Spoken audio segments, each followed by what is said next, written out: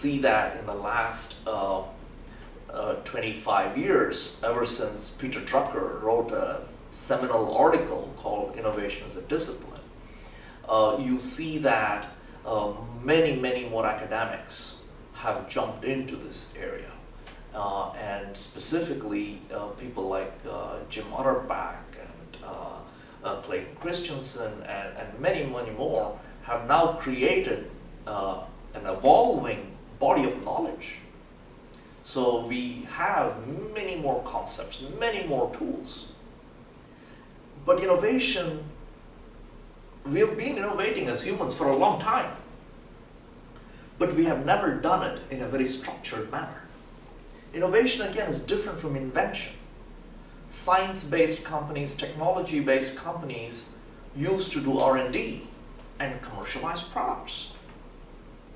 But today, innovation is much broader. It's not just product innovation, not just service innovation, but you can do process innovation, you can do business model innovation, you can do customer experience innovation, you can do structurally ecosystem building, platform building. So there are many types of innovation. And it's a very fast evolving body of knowledge. And so you see journals, academic journals and professional journals in the area of innovation. You now have executives being appointed inside corporations who are just responsible for innovation. They are given targets for innovation. You can measure innovation. So you can learn the fundamentals, the concepts, the tools. You can invest and you can set up resources. You can measure the outcome. So it's already a discipline.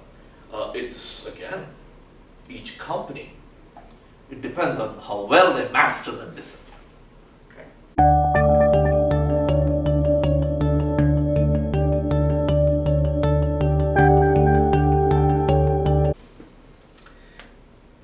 You have to realize that finance is an old discipline. Accounting is an old discipline. Marketing is a 100-year-old discipline. The first course in marketing was taught in 1904. Okay? But today it's a very well-oiled discipline.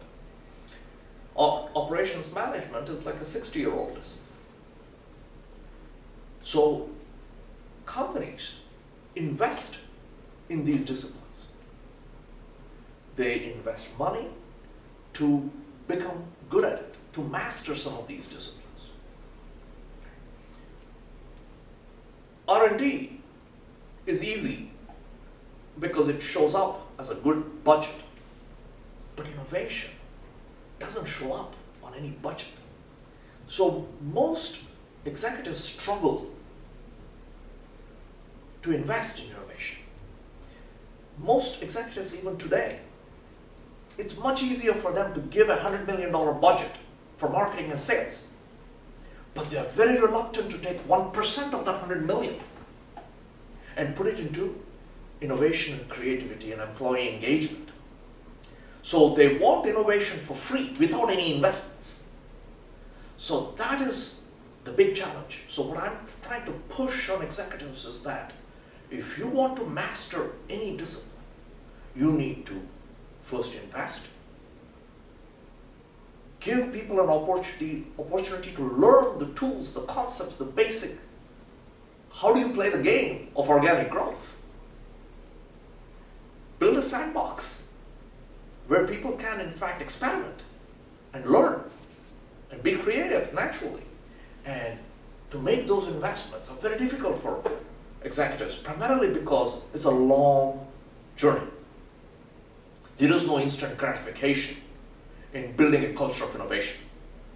And so that's why most executives are very reluctant to invest. It's primarily because they can't immediately get a feedback from these investments. And so very few companies master innovation. Small, tiny portion of corporations master innovation.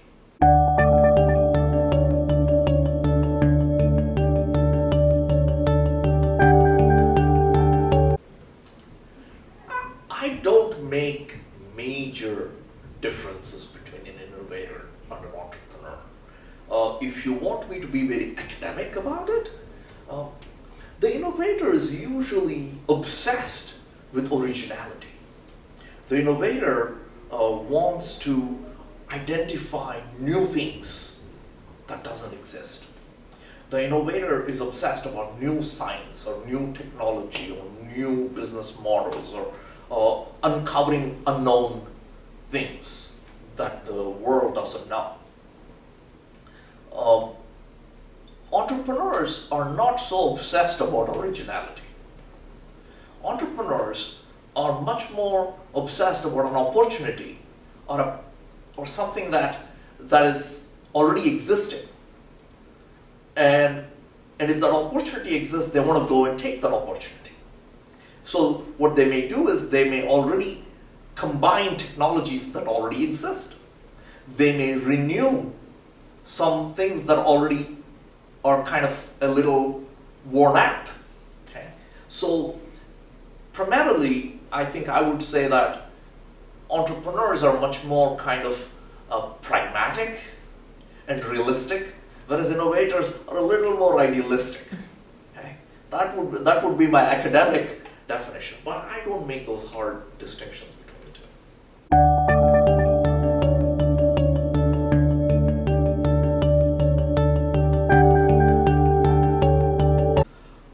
I think today the research is very good, and we have noticed what are some of the mindset and the behaviors of these innovators and entrepreneurs, serial entrepreneurs who do it again and again and again, and they have certain traits that are very good.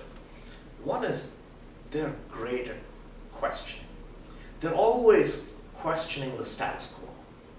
Okay, they're never happy with what exists today. So that's the starting point. They have this desire to solve problems. Okay, both innovators and entrepreneurs, they love to solve problems. Okay, so that's the first thing: curiosity and the desire to solve problems. The second one is observing and listening. We humans, we observe and listen, but it's not enough to just observe and listen. Observe and listening without bias is much more difficult.